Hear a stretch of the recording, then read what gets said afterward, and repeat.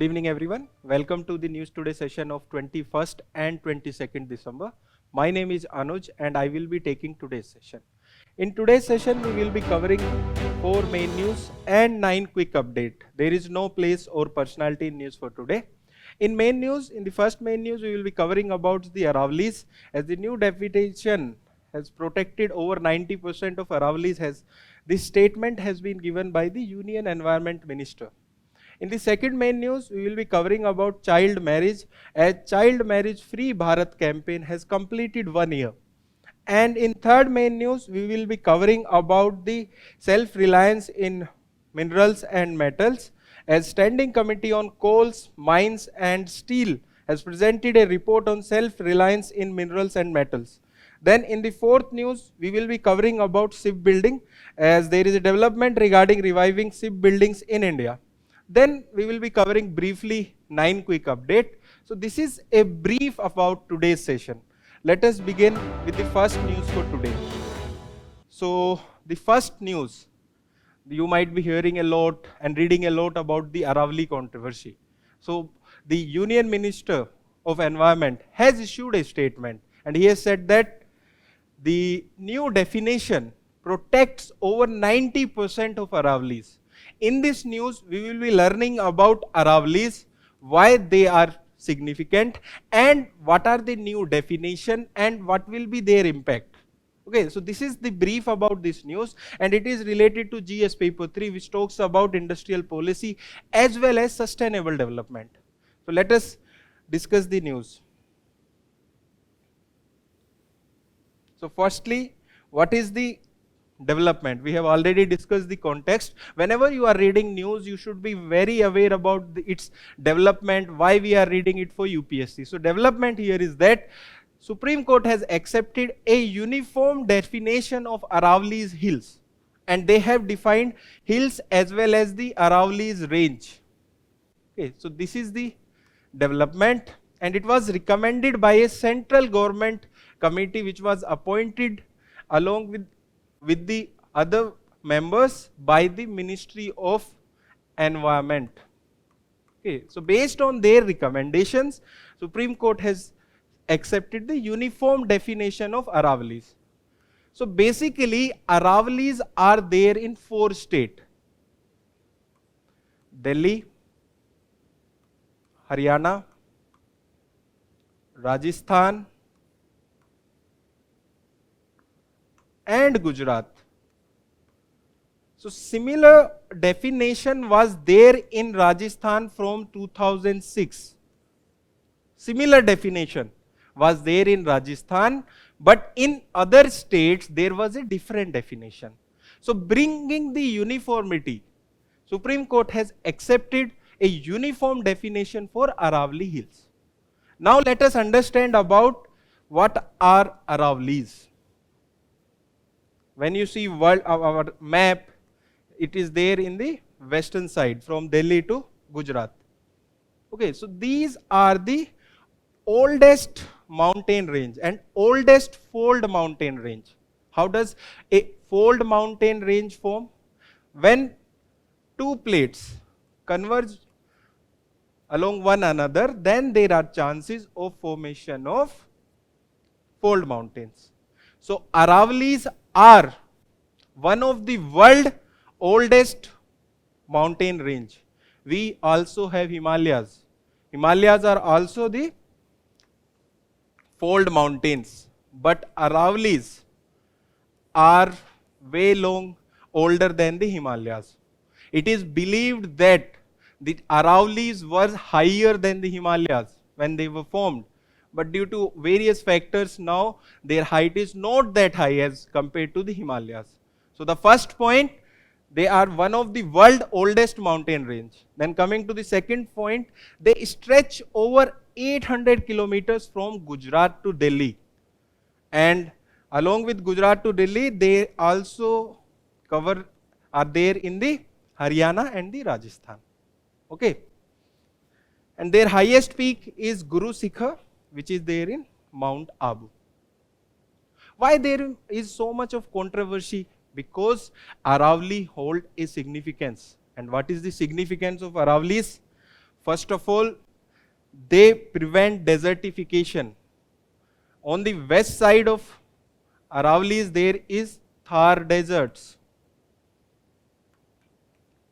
So they stop Thar desert to expand in the eastern side. That is the first significance. Then second, it nurture the sub-Himalayan region by the water. Okay, and suppose this is Bay of Bengal monsoon. It is deflected by the Aravallis to this side. That's why they nurture the sub-Himalayan region and the sub-Himalayan rivers. That is the second significance. Third, they act as a green lungs to Delhi. As we are seeing that there is lot of pollution in Delhi, but these Aravallis act as green lungs of Delhi. They protect Delhi from hot wind, which can travel from Thar desert to Delhi or the total eastern area. Not only to Delhi, but to the eastern region. Okay. Then they have economic significance as well, as they are rich in minerals. And what type of mineral they are rich in? They are rich in limestone, marbles, copper, zinc. You might have heard that most of the people bought limestone from Rajasthan. Okay, so these are some significance of Aravallis. Okay, we have covered Aravallis, development and significance of Aravallis. Let us move further and read about the key committee recommendation and what is the whole issue about. So first of all, they have talked about the definitions, and they have talked about definitions of hills as well as the range. Be very clear, they have not given only definition for hills, but they have also given the definition for ranges. And what is there in this definition? First of all, coming to the Aravalli hills, any landform with an elevation of 100 meters or more from the local relief will be known as or considered in Aravalli hills. And not only the hill, the supporting gradient and the area will be also considered hill. Because it is impossible, suppose this is an hill which is there above 100 meters. And if we are not protecting its surrounding gradient, it will be impossible to protect that hill. Then coming to the Aravalli's range, 2 or more Aravalli's hills located within the proximity of 500 meters. Suppose this is a hill which has a height more than 100 meters. Then there is another hill and their proximity is near about 500 meters. Then this whole stretch will be considered as Aravalli range. This is the definition which was given by the committee, which has been accepted by the Supreme Court. Okay, so this is the definition. Then they have also said that it will safeguard mining in some areas. Okay, mining is absolutely prohibited in protected areas, eco-sensitive zones, tiger reserve and wetland which are there on the Aravallis. Okay, but there are some exceptions, obviously. Those exceptions are for atomic minerals and critical minerals. Exemption can be given. We will be learning about critical mineral in the further news. For here, let us understand that there are exemption. There are exemption of atomic mineral, there are exemption for critical minerals. Okay, then there are other directives as well given by the Supreme Court which were not there in the committee's recommendation. And what are those recommendations? First, management plan for the sustainable mining. So they have to make a plan, and what kind of plan? That is management plan for the sustainable mining, and it will be prepared by Indian Council of Forestry Research and Education to ensure the sustainable mining in the Aravalli's region. And they have provided one example of Saranda forest. What is Saranda forest and where is Saranda forest? So basically Saranda forest is there in Jharkhand.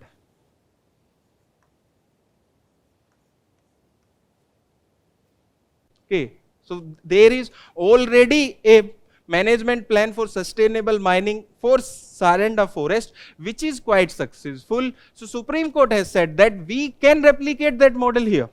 And there also that plan was prepared by the Indian Council of Forestry Research and the Education. These are the other key directives given by the Supreme Court. Okay, now let us move further in this news and talk about the initiatives taken for the protection of Aravali's. First of all, Matri 1 initiative. And for what it is there? It is there to develop 750 acres of urban forest in Aravalli Hills under Ek Ped Maa Ke Naam program. So under this program, Ek Ped Maa Ke Naam, there will be development of 750 acres of urban forest in the Aravalli Hills. Then there is second, Aravalli's Green Wall project.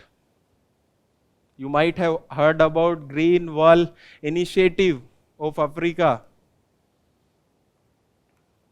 It is similar to that, but it is there for Aravallis. That is for Sahel and Sahara region. Okay. Under this, there will be creation of 5-kilometer buffer area around Aravallis in the 4 states. And what are those 4 states? We have already discussed. Those 4 states are Delhi, Haryana, Rajasthan and Gujarat. There is other Green Wall initiative as well, that is for Africa, and this is Aravalli's Green Wall project is there for protection of Aravallis. And lastly, in MC Mehta versus Union of India 2004 case, Supreme Court has said that it should be banned whenever possible to protect the Aravallis at any cost. What it is banned? The mining is banned so that the Aravallis can be protected at any cost. And there are some procedure how the mining can be carried out. Okay, there is a procedure, but Supreme Court has said in this case that it should be banned whenever possible to protect Aravallis at any cost. So these are some initiative which has been taken for the protection of the Aravallis previously. Okay, so we have covered this news. Now let us look at the PYQ of mains examination of 2025. Okay, this is a simple PYQ. Achieving sustainable growth with emphasis on environmental protection could come into conflict with the poor people need in the country like India.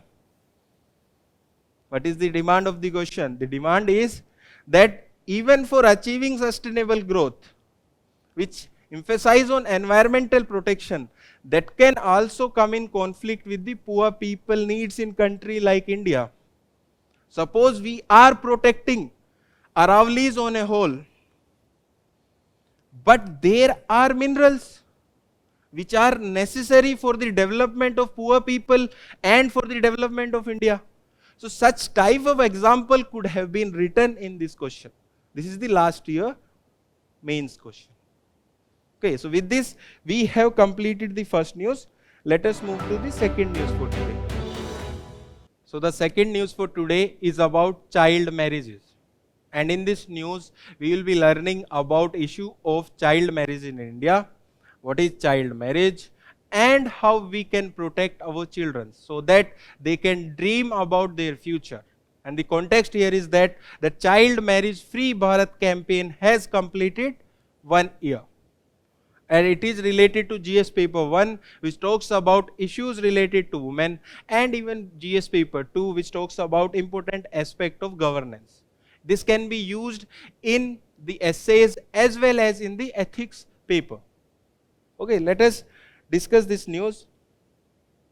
First of all, whenever you think about child marriage, you think about the serial Balika Vadhu, and you think that it is highest in Rajasthan. But that is a perception. And fact is that it is not highest in Rajasthan, but it is there in West Bengal. It is highest in West Bengal and then followed by Bihar. Okay, so let us understand about child marriage and status of child marriages in India. First of all, how it is defined?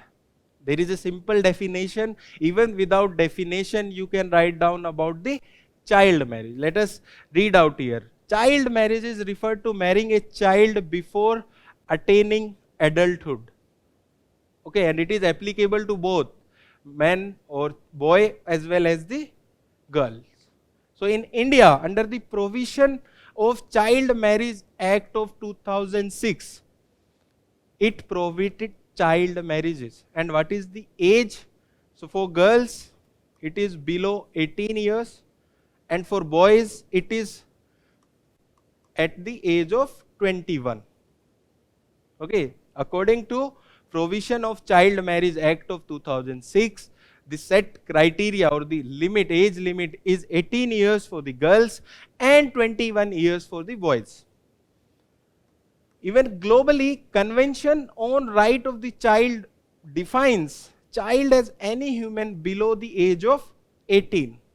But in India, for girls, the age is 18, but for the boys, the age is 21.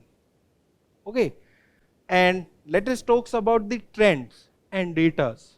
So when compared to the 2005 to 6 data, it was there around 47.4%, and it has dropped to 23.3% in 2019-21 National Family Health Survey.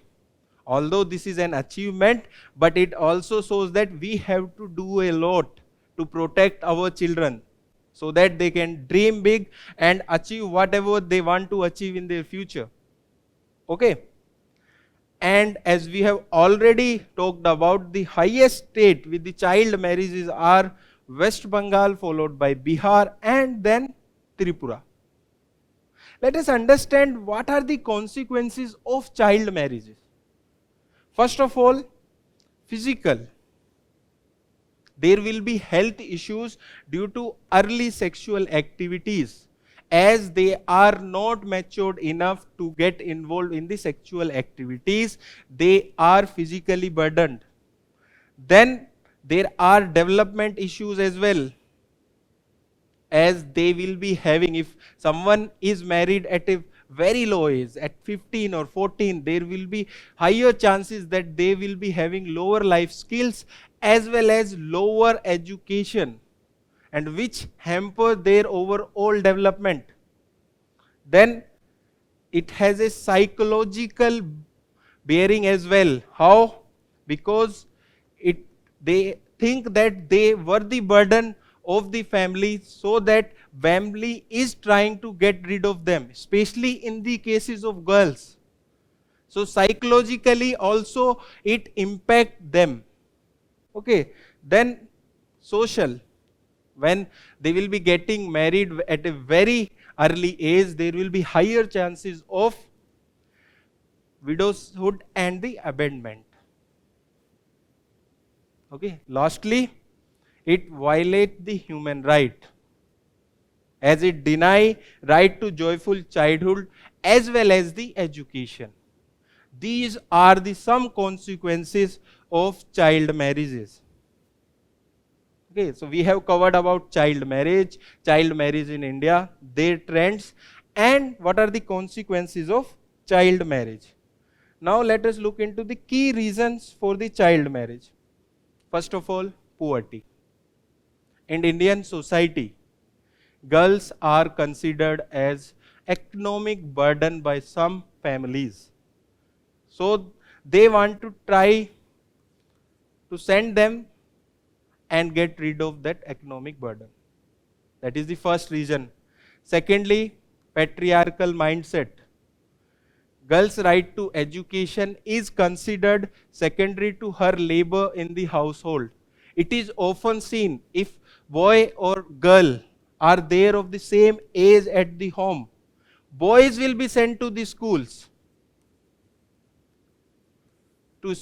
but the girls will be sent for household work or will be involved in the household works. So there is a disparity. And why this is there? Because of the patriarchal mindset of the Indian society. Then there are some socio-cultural and religion practices as well. And it emphasizes on very evil practices like purity. Okay, so these are the some reason for child marriages in India. Let us move further in this news and discuss about the key features or key measures taken by the Indian government to stop the child marriage. First of all, we have already discussed about Prohibition of Child Marriage Act of 2006. It prohibits the marriage of children. And under this, child marriage prohibition officers should be appointed by the state governments. This is an important initiative or the measure by the government. Then there are various schemes such as Beti Bachao, Beti Padhao. It was launched in Haryana. Then there are some grassroots initiatives such as Surajpur model, where 75 panchayat were declared as child marriage free. Such types of example can be written in your answers, especially in your ethics or the social answer.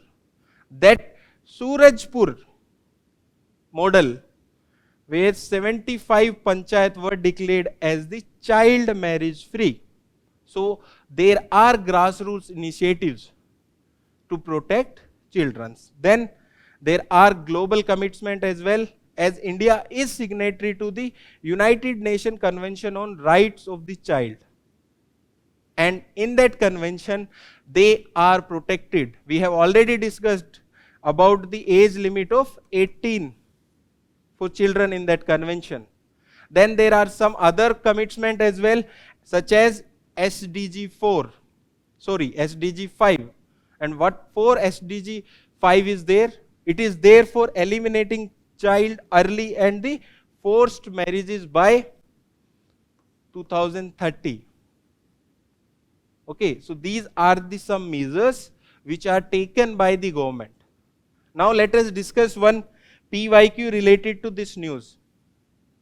So the PYQ is from Prelims examination of 2020.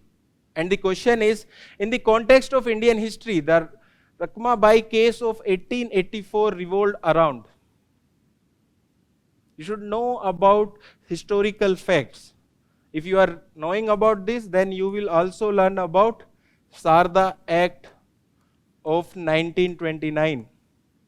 That was also there for stopping the child marriage. But the age limit was different at that time. It was 14 and 18. 14 for girls and 18 for boys. Okay. And this case was related to age of consent and restoration of the conjugal right. Okay. It was also related to education on the broader aspect, but not directly.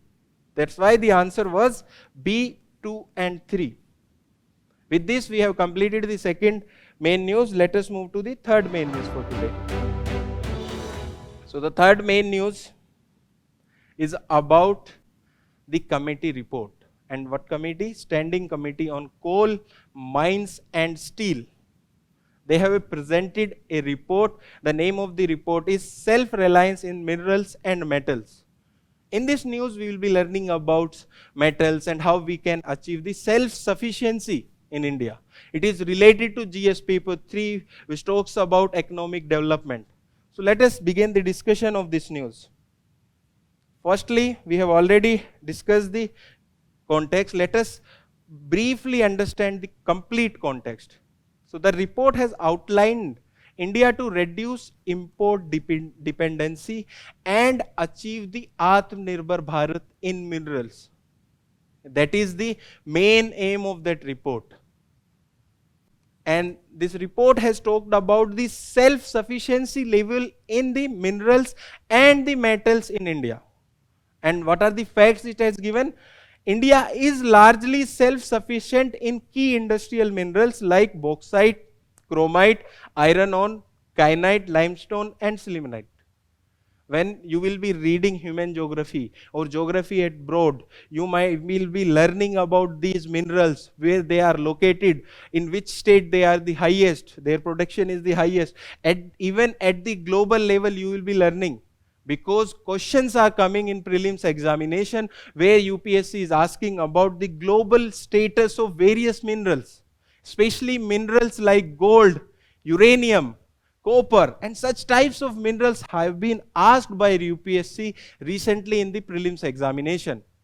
Then it has also talked that there are certain minerals such as magnesite, manganese, ore and rock phosphate which are not there at that level which are required in India. Then it has also given the example of lithium, cobalt and nickel, for which India is 100% import dependent.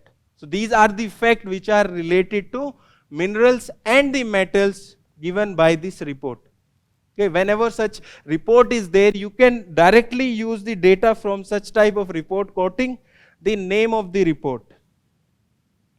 Then the report has also highlighted that what are the key challenges in achieving the self-sufficiency for minerals and metals in India.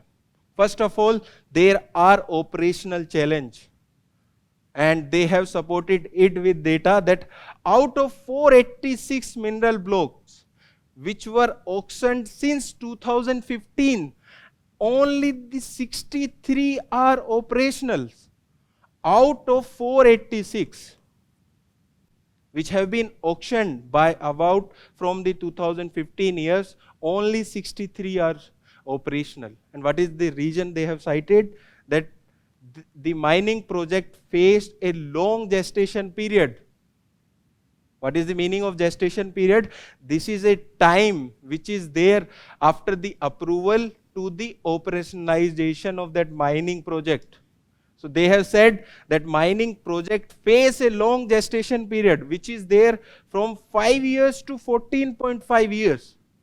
Suppose I am a company and I have got the approval for mining, but the operationalization of that mining is taking place a long time, and that time is known as gestation period. And what the report have cited, that time is from 5 years to 14.5 years, which is a very long time.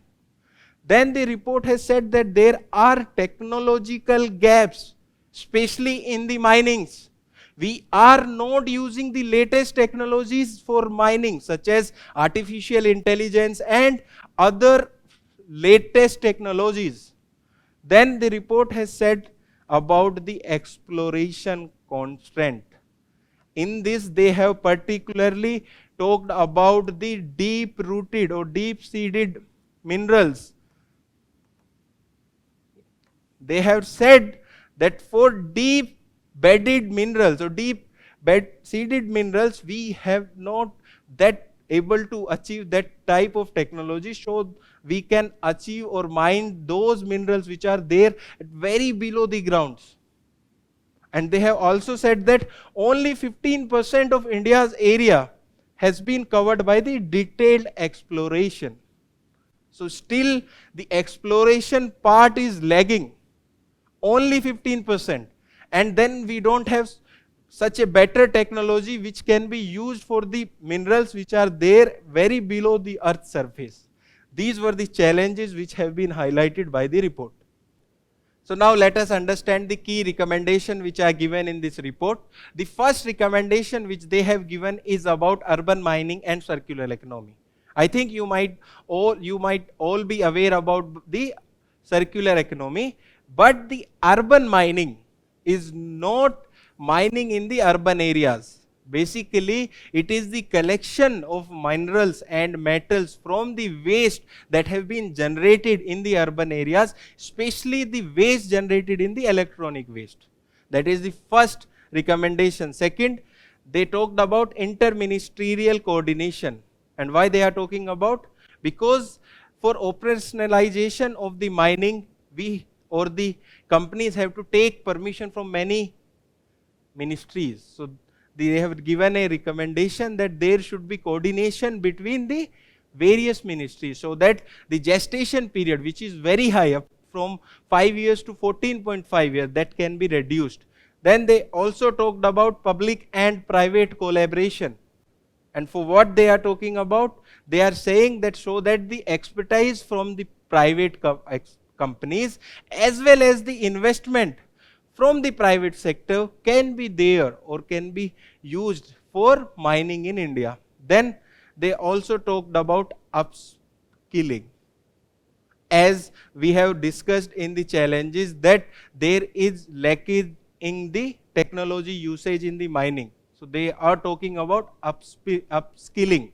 Even the latest labor codes talk about upskilling, that the companies should invest a particular amount for upskilling of the labor. Similar kind of recommendation is given by this committee. It talk about that mining companies should allocate a percentage of CSR fund for upskilling of the laborers. So these are the recommendation which are given by the committee. Now let us look at the various initiatives which are there for self-sufficiency in minerals and mines.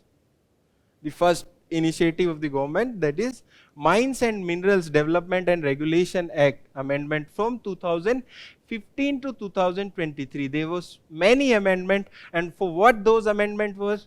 The amendment was for increasing the transparency by e-auction, bringing the uniformity by 50-year lease period, and new exploration license for 29 deep-seated and the critical minerals. In the first news, we have discussed about critical mineral, that we will be learning them in the third news. What is the critical mineral? Basically, a mineral which has economic significance and their supply chain is not proper, or there are constraints in supply chain. If we add economic significance of a minerals and their supply chain constraint, then such type of minerals become critical minerals.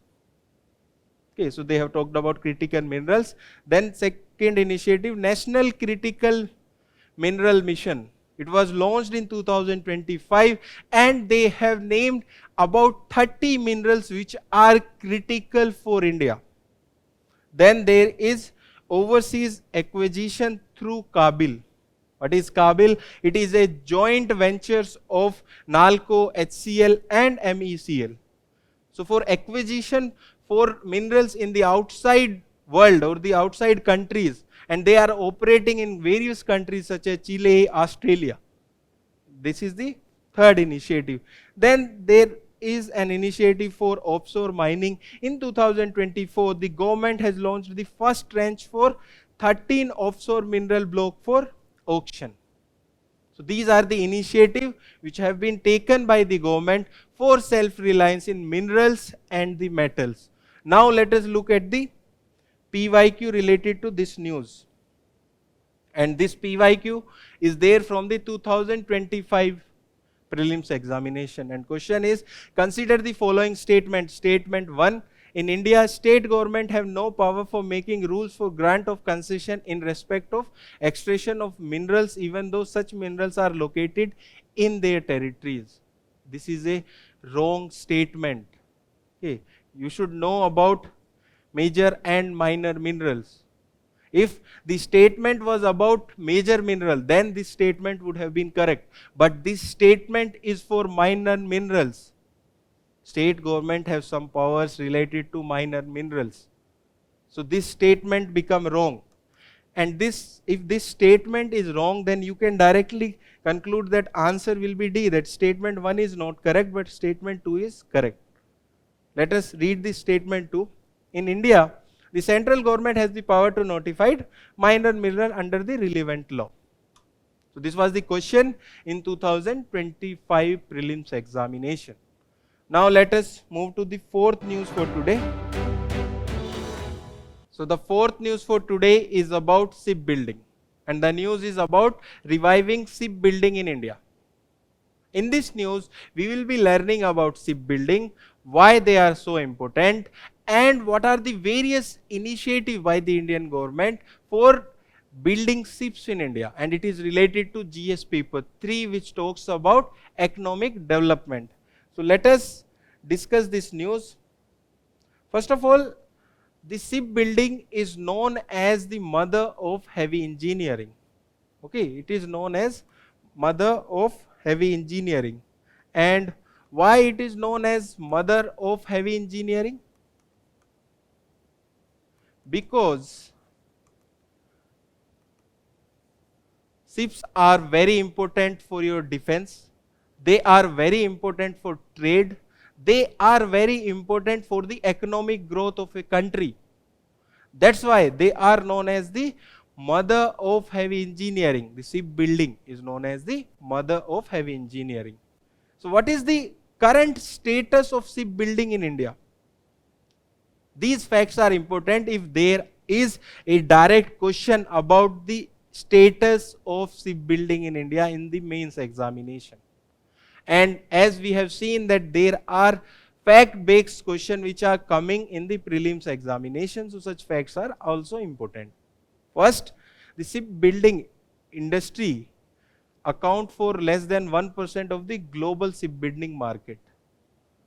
That's why the Indian shipbuilding, they have said about the current status, this Indian shipbuilding account for less than 1% of the global shipping market. And what are the countries which has the highest shipbuilding market? First one is China, then we have South Korea, then we have Japan. Okay, so these are the countries which are dominating in the shipbuilding industries. Then foreign ship carry about 92% of India's total trade and paid about 75 billion US dollars. This is a huge number. That the foreign ship carry around 92% of India's total trade and are paid around 75 million US dollars. And in India, Cochin shipyard has the India's highest capacity. It is a PSU. So this fact is important that Cochin shipyard has the highest capacity in India and it is a PSU. Now let us move further in this news and understand about the challenges faced by this sector, the sector of shipbuilding. First, it has high capital cost. Okay, whenever you think about ships, they are very huge. Technological requirements are very high. That's why the capital cost to build them will be very high. Then there is important import dependence for minerals, for metals and only particles which are used in shipbuilding. So there is import dependence. Then there is lower productivity. And to which countries we are comparing here? We are comparing to the China, South Korea, Japan, who are dominating in this field. So our productivity in building ships when compared to China, South Korea, Japan is low. Okay, so these are the challenges faced by this sector. Now coming to the key initiative taken by India to promote shipbuilding in India. First is financial assistance. Under this, there is shipbuilding financial assistance scheme.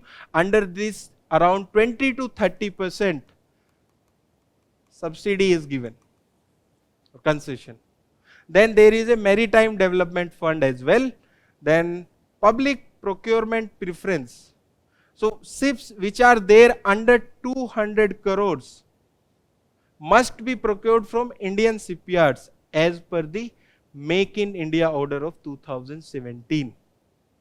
So this is an important initiative where government has said that if a ship is under 200 crores, that have to be procured from the Indian shipyards. Then third initiative is about infrastructure status. Okay, ships have been reclassified as infrastructure. Why they have been reclassified as infrastructure and why they have been given as the infrastructure status?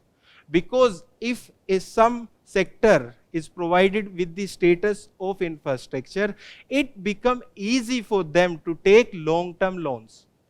If you are reading newspaper, even the affordable housing recently was given as the status of infrastructure. Then Harita Nauka guidelines and Green Tug transition program, they are there for the greening or the green maritime in the Indian borders. These initiatives are there for that. Then we have Maritime Amrit Kal vision of 2047. So that by that time we become self-sufficient in the shipbuilding. It is a larger maritime initiative, but under this there is a vision that we become self-sufficient in the shipbuilding. Okay, so these were the initiative which were there under this. There is no direct PYQ related to this news. But if there is a question about maritime security, even about the global trade or how to increase global trade, you can quote facts from here. Okay, even about if there is a question about the security at the coastal borders of India. So with this, we have completed the main news for today. Now let us discuss the quick updates for today. The first quick update for today is about dark stores. Okay, so all of you I think might be using quick commerce like Instamart, Blinkit and ordering product in 10 to 15 minutes. So this news is related to that only, and the context is that there is a recent surge in the dark store which has shows rising trend in India's quick commerce market. That means that India's quick commerce market is rising, and so that even the dark stores are rising. And what is the meaning of dark stores? Basically, they are the stocked areas which are like standard retail stores, but are not there for the public. That is the meaning of dark stores. And they are a critical working infrastructure for quick commerce firm. Okay, so whenever you are ordering, so the delivery boys are taking product from these stores and bringing it to you. Okay, they offer an automated order details using a dispatch software. So their working is very efficient and work on technologies. Okay, so this was the first quick update. Now let us move to the second quick update. Second quick update is about government e-marketplace. And what is the context? The context is that the GM has raised about rupees 2,200 crores over last 4 years through disposal of assets such as scrap, e-waste and old vehicles. This context is not that important, but please understand about government e-marketplace, what it is. So basically, it is a company under Section 8 of Companies Act of 2013. And it has been set up under the Ministry of Commerce and Industries. And it is operationalized in 2016. And what is its objective?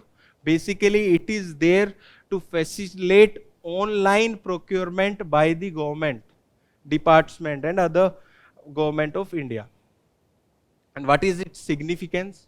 So its significance is that it brings transparency, it brings accountability, it led to reduction in the corruption. These are the some significance of this. So you should be knowing about the government e-marketplace, and whenever you are writing about the initiatives taken by the government to reduce the corruption or to increase the transparency and the accountability, you can write about this initiative. Okay, so with this we have completed this quick update. Now let us read about the next quick update. The next quick update is about Food Safety and Standard Authority of India, FSSAI. And what is the context? Context is that the FSSAI has formally rejected claim linking eggs to the cancer risk. Okay, you might be reading newspaper and you might have read about the nitrofurans. What are those? Basically, these were found out by some independent organization that eggs of some company have nitrofurans. So now FSSAI has formally rejected claims that eggs are linked to the cancer risk. Okay, so the Ministry of SSAI is Ministry of Health and Family Welfare, and it is a statutory body which was established under Food Safety and the Standard Act of 2006. It has various initiatives like Eat Right India for healthy eating, and it mandate to lays down the science-based standards and regulate food manufacture, storage, distribution, sale, import and export. These are the some mandate of FSSAI. And the context is that FSSAI has firmly rejected claims linking eggs to the cancer risk. So this was this quick update. Now let us move to the next quick update for today. The next quick update is very important for all of us. And the news is ghost pairing. And what is the context? The context is that Certain has issued a advisory warning Indian user about the WhatsApp account takeover campaign. And this is known as ghost pairing.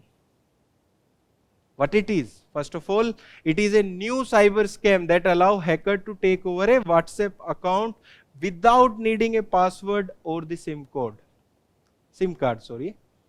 So without even the passwords and the SIM card, someone is taking away authority of your WhatsApp. This is the cyber scam. So be very careful while using WhatsApp. And how it is carried out. Basically, they attach a photo which is very deceptive, and they are asked you to open that photo, and if you open that link, your account will be hacked. So basically, this is the hijacking. And how it is working? It is working on linking the devices. If you are using your WhatsApp from your tablet or your laptop, you might be often linking your WhatsApp to tablet and the laptop. So based on similar principle, they hijack the WhatsApp. This was about the ghost pairing.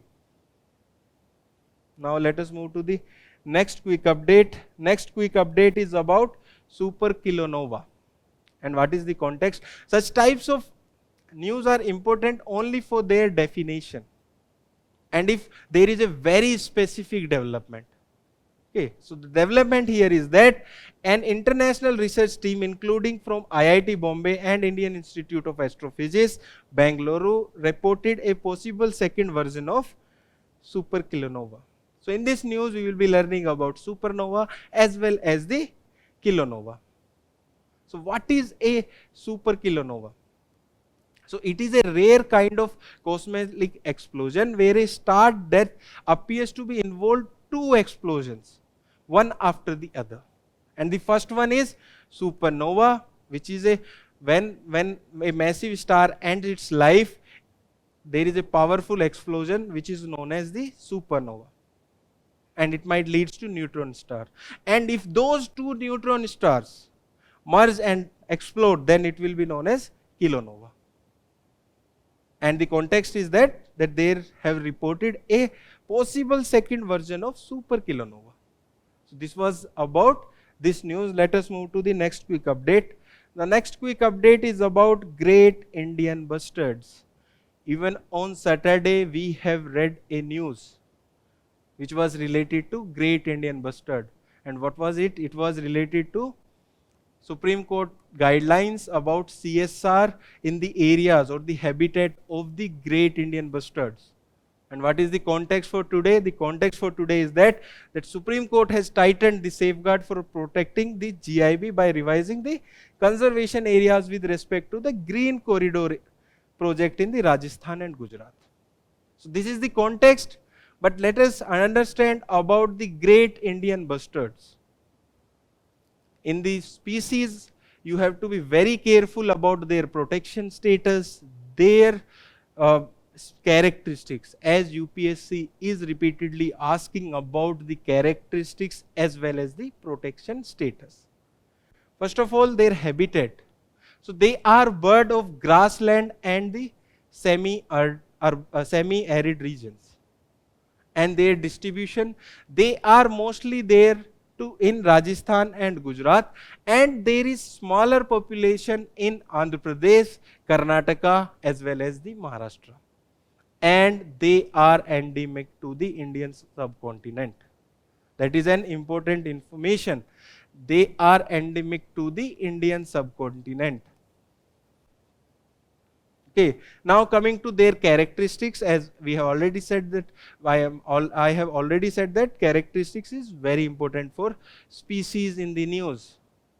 First, they feed on the grass seed, and they also eat insects like grasshopper and beetles, and sometimes small rodent and the reptiles. So here we are talking about their eating habits.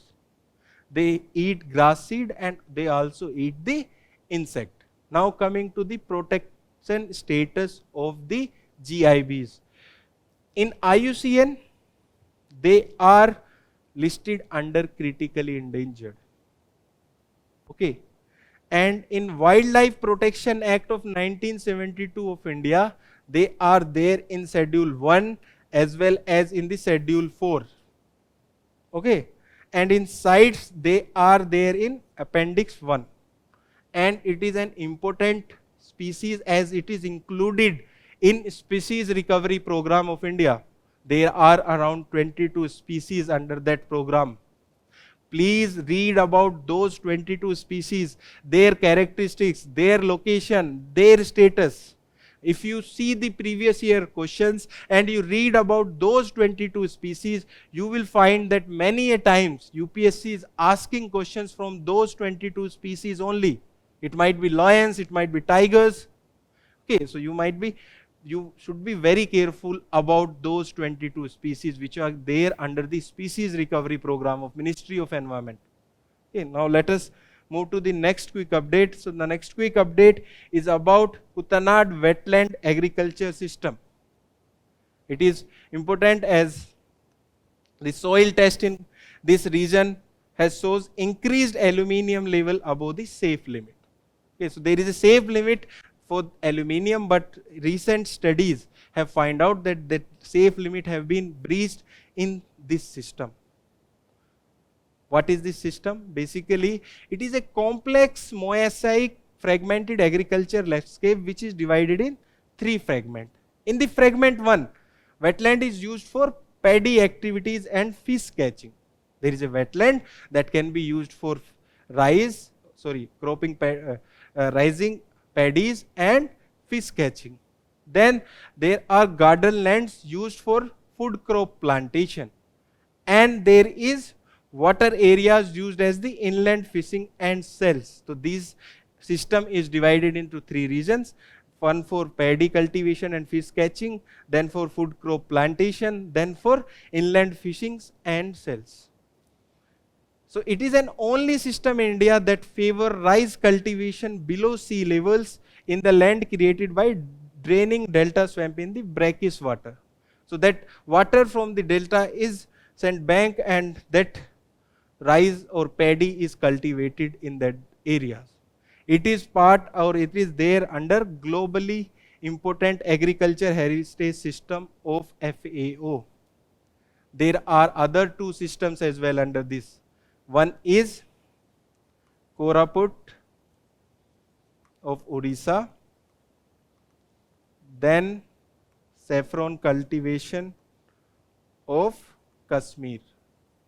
So totally there are 3, 2 are these and another one is Kutanad Wetland Agriculture System. This was about this quick update. Let us move to the next quick update. Next quick update is about Southern Ocean. There are 5 oceans in the world. In that one is Southern Ocean. And the context here is that the new study has reported that deep water in Southern Ocean are rising that have increased the carbon dioxide pressure in the subsurface layers. So the deep water is rising that can lead to the rise of carbon dioxide. Now let us understand by Southern Oceans. So basically there are 5 oceans in that.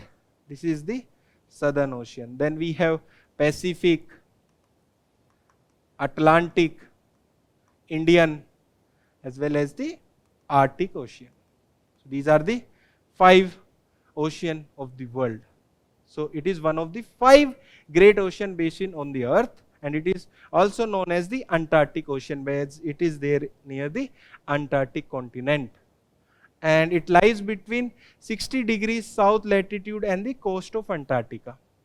So if you see the globe, so below 60 degrees in the southern hemisphere till the Antarctica, the ocean or that water is known as Southern Ocean. And there are many seas in that is Amundsen Sea, Bellingshausen Sea, Ross Sea, and the Weddell Sea. So these are some seas which are there in Southern Ocean. Now coming to its importance, it plays an important role in circulation of water around the globe. As it is present all around the globe, so it plays an important role in the circulation of water around the globe. So this was about Southern Ocean. Now let us discuss next quick update. Next quick update is about National Maritime Heritage Complex. And what is the context? Context is that India and Netherlands have signed a MOU to collaborate on National Maritime Heritage Complex. So let us understand about this complex. It is located in Lothal, which is there in Gujarat. It is an Harappan site, and it showcases around 4,500 years old maritime heritage of India. Lothal meaning is also the mound of death. There is one more city of Harappan civilization, that is Mohenjo-daro. That also means the mound of death. Okay. Its development, it is developed under the project category of Sagarmala program of Ministry of Shipping, Port and Waterways. So it is developed under the Sagarmala program.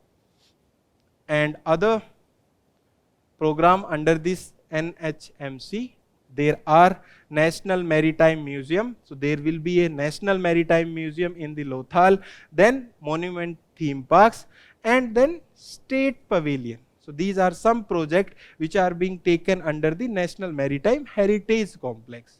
So with this, we have completed the News Today edition of today. To read further for our current affairs initiative, you can visit the digital current affairs website of ours, and please solve the questions which are visible on your screen. Thank you and all the best for your preparation.